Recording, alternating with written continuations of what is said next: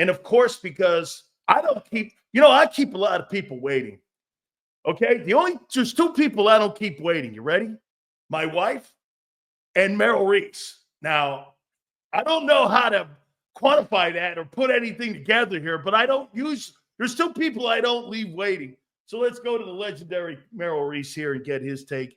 And I want to say Happy New Year to you right out of the gate. Yeah, Merrill, you're in a very exclusive group, kind of like now Saquon Barkley is with 9 men, 2K. There's only one guy that I never put on hold. It's my wife and you. So I'm just putting you also in an exclusive club. Thank you very much. I appreciate that. Yeah. Happy New Year to you, my friend. Happy New Year to you, Dan. See, I'm going to start this thing off, and I've been glazing over your offensive line, and I'm going to say it to you. You've seen them all. This is the best offensive line you've ever had. It's the best group. All 5 guys could be Pro Bowlers and should be Pro Bowlers. Mekhi Becton has been the best right guard, and I liked Isaac Seumalo. I don't know what your 17 group had. Marcus Hayes was on with us a couple weeks ago, and he loved that 2004 roster too and said he thought that was the best roster of players. He liked that 04 group. I'm more in the line of this offensive line.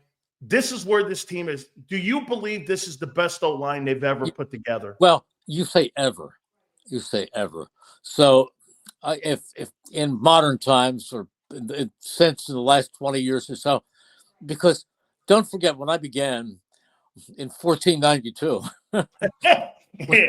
when I began with Dick Vermeil as the head coach, they went to the Super Bowl at the end of the 1980 season, and they had a bunch of all-pros too.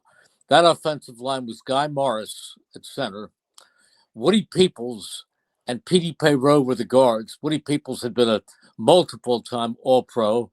The tackles were tremendous.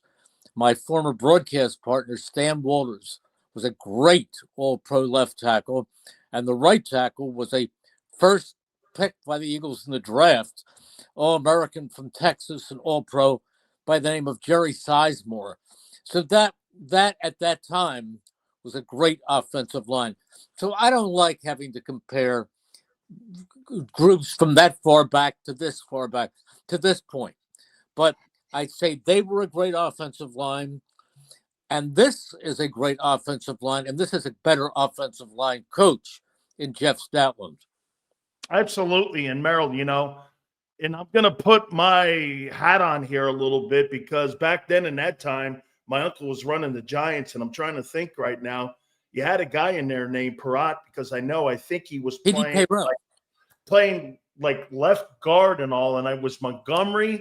Leroy Harris, I think, was your fullback, if I'm not mistaken. Harris. Carmichael was one of the wide receivers, and a guy by the name of Charlie Smith, if I'm not mistaken. Correct. No, you're right. Also on that team. You're right. You're absolutely right. Well, I'd be remiss if I didn't tell you this. One of my very first jerseys I ever had, I was a Giant guy back in the day. I have no idea how I got an Eagle Old Mesh number 66. Just your comments on Bill Berge and what kind of player he was. He's a 6-time Pro Bowler. You could make the argument he should be in serious consideration. I do a lot of stuff for the Hall of Fame, and I'm kind of perplexed a little bit. He was a defensive rookie of the year with the Bengals, and he was instrumental in that defense that went all the way to the Super Bowl that beat that Cowboy team in the NFC title game. But your reflection a little bit on Berge and what he meant as an Eagle. He was great. He shouldn't be in consideration for the Hall of Fame. He should be in the Hall of Fame. Should have happened years ago. But that Eagles team was not on national television a whole lot, and they were in one Super Bowl, and that was it. But Bubba, we called him Bubba, was a great football player, Sideline to sideline, there was nobody like him. People talked about how ferocious he was. His greatest asset was his speed, sideline to sideline. For a middle linebacker, he was unbelievable. Just a great football player. And his funeral is this week. As a matter of fact, I will be one of those giving the eulogy. And he was just an amazingly nice person. I've never met anybody who loved the fans more. He never turned down an autograph request or a request to take a picture. He was just an absolutely wonderful, wonderful human being. He and his wife Mickey, just a great couple. But there are so many wonderful things about him. But he was a great player. He was a great ambassador of the game. And really, to me, I remember later Harry Carson of the Giants got in the Hall of Fame when he finally was so disgusted that he took his name out, and that's when they put him in. Yeah. But Bill was better than Harry Carson. Absolutely was. And Harry, I have great respect for here. Yeah, they both belong in, but Bill was every bit as good, if not better. Absolutely. And you know what I can even make the argument for too? And this was obviously one of your first teams that you covered. I could make the conversation to you with Bunning, Berge, LeMaster, and Robinson. That might be the greatest foursome of linebackers the Eagles have ever had at one time for a group. I mean, those guys, Bunning was just a tremendous player. LeMaster was as well. And right. Jerry Robinson was, I believe, the last first-round pick that you took as a middle linebacker at UCLA, because I think he played for Vermeil when he was at UCLA. So that could be the best collection of linebackers. Three-time All-American at UCLA when they could only play 3 varsity years. Right.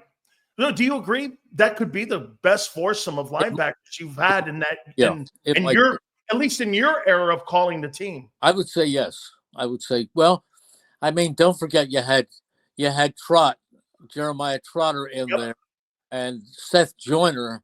They were great linebackers too.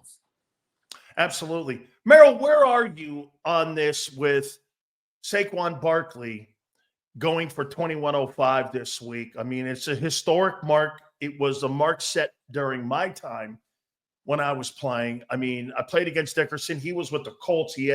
I came in 87, so he had done that in 84. So he had done that a few years prior to me getting there, but that's around my time. And everyone knows that's a historic. Nobody knows what the all-time passing number is in a single season. Nobody know, but you know what certain records are, 2105. It's historic. Players love to have a resume with something historic. When you can make history in the NFL, I know Super Bowls are the ultimate. How do you see this? I'm not divided at all. I think the decision was probably made 4 or 5 weeks ago when they talked about the fact that they might have nothing to play for in that last week and that Saquon would be close. Dan, after last season, the way the team came apart at the end of the season, I think they sat down and they said, what can we do to go to the Super Bowl? Let's do everything we can to go to the Super Bowl. So they went out, and Howie Roseman led the way with Nick Sirianni, and they hired 2 exceptional coordinators, Vic Fangio and Kellen Moore. And then they went out and they picked up some great free agents. And of course, the greatest of all was Saquon Barkley, but they picked up a lot of great free agents, guys like Zach Bond. How good is he? I mean, they made so many good moves. And then they had a tremendous draft.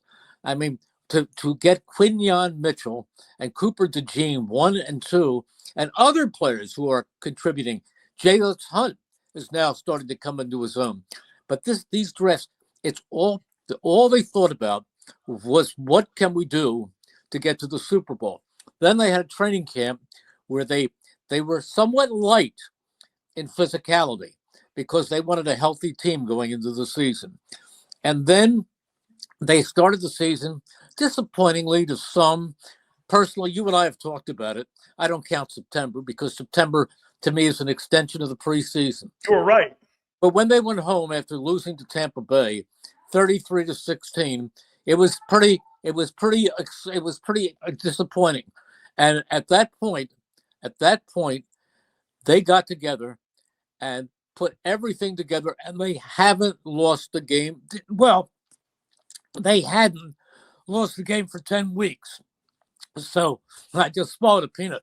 But anyhow, they hadn't lost the game. They went 10 straight. Everything predicated on going to the Super Bowl. So here they are. They're a team that hasn't had a bye week since the first week in October. That's the first week in October. That's the last time they had a bye. And this team is banged up. These offensive linemen are, no matter how well they played last week, they're weary.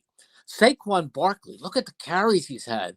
Look at 300, the contact. 340 carries to this day he's had. Look at the pounding that he has taken. I don't care what he says. He's hurting right now. He's not fresh as a daisy. He may look he's amazing because on game day he turns it on, but he can use a rest.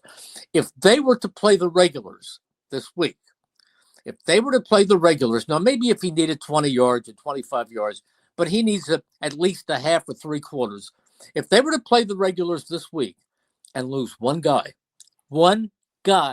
it could ruin everything they've put together for the last 9 months. I think there's no question that they have to keep the regulars off the field. Don't put Saquon Barkley out there. You know, they tried that last year because you know how badly they finished. So what did they do? They figured, all right, let's go. They had a chance to get a higher seed, but let's put the regulars out here because we're playing so badly right now. They lost to Arizona. They were awful. Let's go out there and have them beat the Giants and get ready for the playoffs. They'll come together. What happened? Not only did they play terribly against the Giants, you know who they lost? They lost A.J. Brown. And do you know that in that game, Jalen Hurts also dislocated a finger? It was a terrible team that came to the to Tampa Bay, and they got run out of the building. There is no question in my mind. Now, I don't know this is a fact, so don't think that I'm reporting this, but there's no question in my mind that they decided weeks ago that nobody plays in this game. And Saquon Barkley's great achievement was when he hit that 2,000-yard rushing mark and joining that club of 8 other superb backs. You know what? When they go to 18 games, which you know they will in a couple of years, somebody will bring it then. Somebody will break it then. So to me, he's had an amazing season. If it weren't like automatic for quarterbacks to get it, he deserves the MVP. But enough is enough. Let these people go to the playoffs in the best possible shape. Philadelphia really won't remember the record. They'll remember the fact that he ran for 2,000 yards. But what Philadelphia will remember is another Lombardi trophy. I got 2 questions on this then. Okay. There is precedent that Sirianni's group has done something like this in the past. When Devontae Smith wanted to get the rookie record for receptions, they put him out there in a game that didn't matter, and they got the record for him and then pulled people. So there has been a precedent there. But what they put, how many? Tell me how many plays he was out there for? Not many. He needed a couple catches to get. If you told me that Saquon Barkley needed under 30 yards, I'd say, okay, put him out there for part of the first quarter. But he doesn't need 30 yards. He needs 101 yards, and that's a full menu. That's not the same. No, okay, fair enough. Merrill, let me ask you this. Do you think that the most memorable team of all time in Eagle history, or wait a minute, in your broadcasting history, would you not agree, is Gang Green? Even the 17 Super Bowl team, even the 04 team, even the 22 team, those Buddy Ryan teams, Philadelphia Eagle fans remember those teams as much as anybody because of what those guys meant. Now, if you're Jeff Stoutland and you're an offensive lineman and you're the organization and you're Howie, like you mentioned, who went out and basically saved him from the Giants, and you get the all-time rushing record for a single season, and that offensive line will have that on their resume. And I get the ultimate, you're right, you're dead on the Super Bowl. Wouldn't you want to have that number associated with you? Because the Buddy Ryan teams didn't win a Super Bowl. Hell, they didn't even get to an NFC title game, I don't think. No. Okay, but people in Philly remember those guys. And I would remember 2105. I'm not saying I wouldn't remember 2K, because I will, because there's only 9 men that have ever done it. And I can name you the 9. I know that you're right. Sure. But to me, boy, don't you think that offensive group, that old line group, Stoutland, Howie, the executive group that brought him in, wouldn't they want that associated with them and what they've done this year? Yeah, if he had done it last week, but not Okay. this week. I don't honestly. You know what? If you asked every offensive lineman, would he like to go out there and block for Saquon this week to get the record? They'd all say yes, because that's what you want to hear. But deep down, Jordan Mailata was missing for 3 or 4 weeks. He was hurt. They're Yep. they're tired. If you ask them what they really, really want, they really want a Super Bowl. That's what Philadelphia, and you're right about the Buddy Ryan teams. They were memorable, but if you ask Philadelphians what was their favorite team, they will tell you they were Doug's team that won the Super Bowl. Yeah. The only Super Bowl this city has ever won. And the only other championship they won came in 48, 49, and 60. So that's 10 centuries ago. Yeah. But if you ask Philadelphians, what do they want? Do they want the record, or do they want the Super Bowl, the Lombardi Trophy? There's no question. It's easy for them to say, let them rush for the record. How about me as a broadcaster? What would I rather do? I'd rather come to the stadium this week and try, like this week, I had a lot of fun going. Saquon Barkley, off right tackle, 4 yards. He needs 45 to become the first ninth player to hit. I counted it down on each carry. And when he made it, I just absolutely exploded. But I want to say something. I know that I might be having more fun if that were the case, but it's not what they should be doing. It's not. I will sacrifice it. I'll do a kind of a preseason game, which is what that is. And Mike and I will get through it and try to be interesting and entertaining. We'll have fun with it. I'm anxious to look at some of these young players out there. I want to see these guys because I want to see Tristan McCall. I want to see Sidney Brown. I want to see some more Tanner McKee. And you won't get Pickett because his ribs are bad. But I want to see these guys this week. I don't want to see these guys. And all of a sudden you see Landon Dickerson lying down and you say, oh, my goodness, how bad is it? Could they be without Landon Dickerson next week? I don't want to see. I don't want to see Zach Bond all of a sudden limp off the field. I don't want to see any of that. Merrill, stop making sense. And I'll tell you what I don't like here is now I'm going to be denied. You just set it up for me. Barkley, 60 yards shy of 2105. Barkley, 22 yards shy of 21. I'll tell you. Wait a minute. When I get off the air, I'll tape one for you, and you can play it before you go to bed. I'm gonna keep playing it back on my phone. It can be your dream. Merrill, a couple last ones here for you. Please tell me you even have been surprised with what Vic Fangio has done with this defense.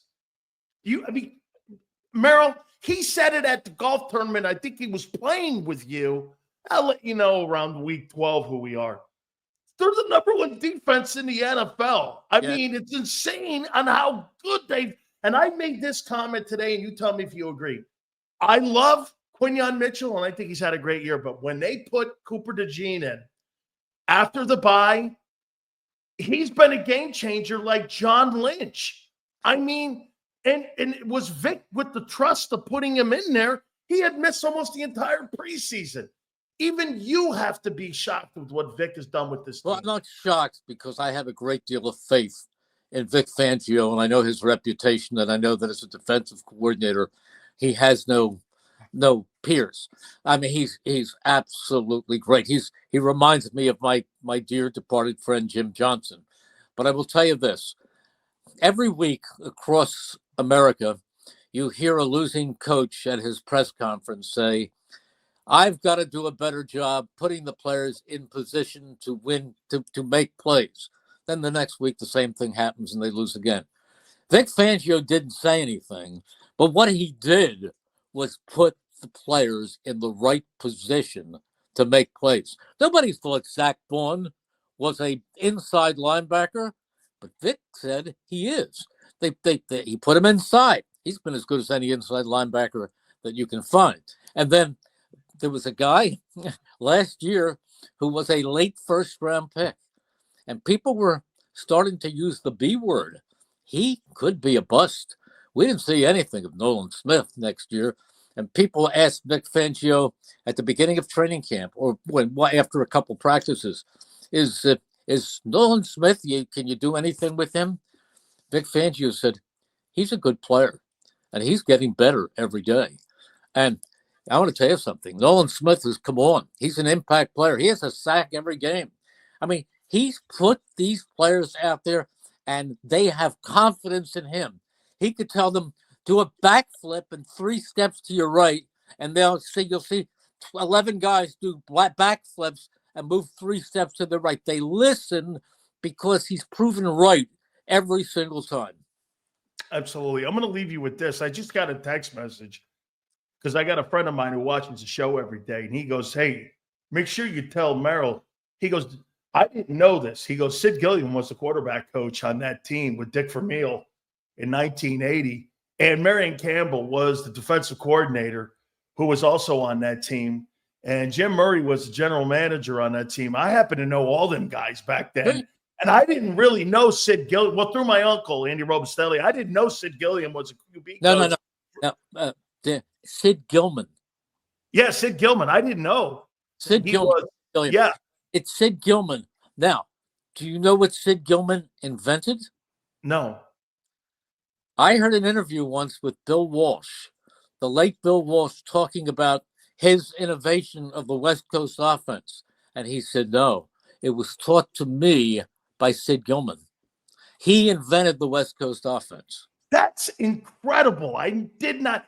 Every time you come on here, you give me a little tidbit of NFL history. No, because I used to go into. You have time for a quick story? Yeah, please. I was a pest.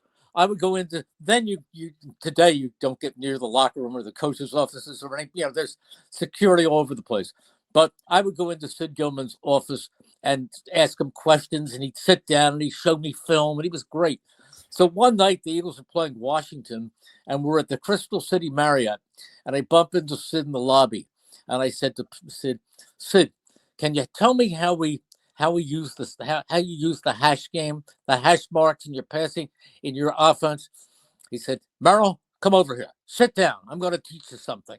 So I sat down next to him. I sat down next to him on the couch, and he said, you know what? Every week you come to a stadium, and there are 60,000 offensive coordinators in the seats. They don't know a thing about defense, but they all think they understand offense. He said, tomorrow, we're playing this football team. We know exactly what they're going to do. They're going to give the ball to 44, and they're going to run the counter tray. We know that going into this game. And you know what else? We're going to have our backsides handed to us once again because we can't stop it. He said play calling is great and it helps, but if you don't have the horses, if you can't overpower a team at the line of scrimmage, you're not going to win. You know, now that you're saying this story, because he was the former head coach of the Los Angeles Chargers. Yeah. And they had Ron Yeri, who's a friend of mine, and he said that he invented the spread offense. And that's where John Hadel got it, where he was throwing the ball around. And so, like you just said, Bill Walsh must have started using that when he was the OC in Cincinnati with Paul Brown. And then he became a guy, and obviously the West Coast offense, it started morphing more into shape in San Francisco. He was so great. There's a whole story about Sid and Esther. Esther was his lovely wife. And when they got married and went on their honeymoon, he found a used motion picture equipment store wherever they went, and he bought a projector. And during their honeymoon, he was watching football film. That's crazy great. Did you hear the story about Sid Gilman and Randall Cunningham? No, please tell me. I'd love it. This is another good one. So this comes from Sid Gilman. He's not around to back it up, but it's a true story. So Sid Gilman loved Randall, and he thought that he had the greatest ability to be an all-time great quarterback. So he put together a film, And he said, Randall, I want you to take this home and watch it. It's got different quarterbacks. It's got Johnny Unitas. It's got, it's got some of the best quarterbacks in football going through their progressions, how to go through your progressions. And he put about a third of the way, he put a little piece of paper in the film. He gives it to Randall. Randall comes back the next day and he said, Coach, I watched this. This is really great. And Sid calls me in. You want to see something, Merrill? I said, what? Shows me the real film. The little piece of paper was still there. He never put it on. What was Leonard Toast like? Did you ever see the show Guys and Dolls? Yes. And it was written by Runyon, Rob Runyon. The writer, the famous writer. Anyhow, David. Oh my God, I can't remember. But anyhow, he was a Guys and Dolls type of character.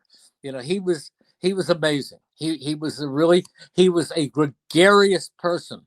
He would read that somebody someplace was having bad times, and he'd take out money anonymously and send them $5,000. He would do anything. He was let the good times roll, Leonard Toast. He had a different suit every day. He arrived at practice very often in his helicopter. He came around with a yellow Rolls Royce convertible. Damon Runyon was the famous fight. He did fights and he did everything. Guys and Dolls was written by Damon Runyon, and they were the kind of characters. Let the good times roll. That was Leonard Toast. But if things weren't going well, he really wasn't beyond going down on the field and screaming to the coach until Dick Vermeil came. So one day, I came home from doing a game on a Sunday night, and I had to go up the next morning to do the morning sports at WIP. And my statistician, Jack Edelstein, who was a great friend of Leonard's, he was his court jester, called me in the middle of the night. He said, Leonard wants to see you at 11 o'clock tomorrow morning. And I couldn't sleep. I'm trying to think, what did I say? What did I say? I can't imagine what I said that was so bad. So I'll get done, WIP, go down to the vet. I go into Leonard Toast's office. And he said to me, sit down. And he starts stalking around, chain smoking cigarettes as he did, back and forth. And he said to me, what do you think of Dick? What do you think of Dick Wood? Dick Wood was the offensive coordinator. Well, I'm not going to talk about coaches. So I said, well, I mean, that every coach, I double talked him. Every coach has it. I started out like that. He said, I'll tell you what I think of Dick Wood. I don't think he could coach. And he went on to a tirade about Dick Wood. And then after 20 minutes, he says to me, thank you for coming in. I just wanted to hear what you had to say. And he said, because if I told this to Dick Vermeil, he'd kill me. So he was afraid of Dick Vermeil. He had so much respect for Dick Vermeil. He was the one coach that he stood back on. But he'd have different people come in. He needed a fresh set of ears. And I was the fresh set of ears on that day. But he had great parties. He had a breakfast for his 200 best friends in the lobby of Veterans Stadium every Sunday morning before games. They had every kind of caviar, everything you could imagine, every Sunday. He was Mr. Party. He was exciting. He was fun. He had a heart of gold. But unfortunately, he made great contributions to the casino and ended up broke. Hey, Merrill, these are great. I'm going to leave you with a story, and I've kind of broached this with you. I was coached for 2 years at the University of Miami by Buddy Ryan when he was your head coach in 1986. And he would come down because our big benefactors, me and Jerome's, was Mr. Brayman, who's still alive. Sure. And we knew he came down in 1986. I believe that was Buddy's first year being the head coach in Philly. He would sit down for a week with me, Jerome, Stubbs, and a bunch of people, and he would coach us, and he got to be friends because Norman Brayman and him were then at the time they were good friends. I think in the first year he would come down the next year and First coach year me. only. That was probably the only year. Yeah. But I knew in 1986 that Jerome Brown was going to be the Eagles' first pick because they're on the field. He looked at Jimmy, me, and everyone, and they go, I think we're going to be in the top 10. And if nobody takes Jerome before, we're taking Jerome. And, you know, he still lives in South Florida. I know. And he goes like this. He said flat out, he goes, Jerome's available. We're taking him. And everybody we knew for about a year and a half that even when he was with the Canes, it was already earmarked that he was going to be a Philadelphia Eagle. Yeah, well, the year before, he went on his radio show the night before the draft, and someone called up and said, what do you think of drafting Keith Byers? And Buddy Ryan said, I wouldn't get anywhere near him. He is a medical reject. And the next morning, he took Keith Byers with his first pick. And Keith Byers has told that story on this show. Hey, Merrill, have a great call this weekend. And I am expecting, Dan, 2 yards. There it is. Barkley for the record. I don't even care if it's real. I just want to play it in my mind. Happy New Year. Happy New Year to you. And I'll talk to you next year. You got it. Thank you, my friend. Bye-bye. That is the great Merrill Reese, man. I really appreciate it. Guys, let me do a live read here for you. Oh, by the way, we keep talking about playing Detroit, but we forgot to get through Green Bay or Washington first. No question. Got any more supers? We'll do them right now as well. If we have any more. If not, we're going to do one Bet US here. If I'm not mistaken, Zander, I think that's where we are. That's it. All right. Hey, don't forget our great friends at Bet US with the YouTube 150, guys. Make sure you guys sign up with the signing bonuses with all the college games that we have going on. Your second and third, 125% up to 2K. Go to betus.com.pa. That's betus.com.pa. 24/7 personalized service, 365 days of the year, live wagering on all major games. Make sure you go to betus.com.pa. That's betus.com.pa. Thank you guys so much, man. I really appreciate it. Please do me a favor. Hit the like button. We are working tomorrow. It is the first day of the new year as you get ready for the upcoming football games, plus all of the college football playoff games are going to be on tomorrow as well. We appreciate you guys so much. Have a great new year. We appreciate everybody. Like I said, hit that like button. 2 to whatever tomorrow. We will see you on the first of the year. And we'll see you on the flip side.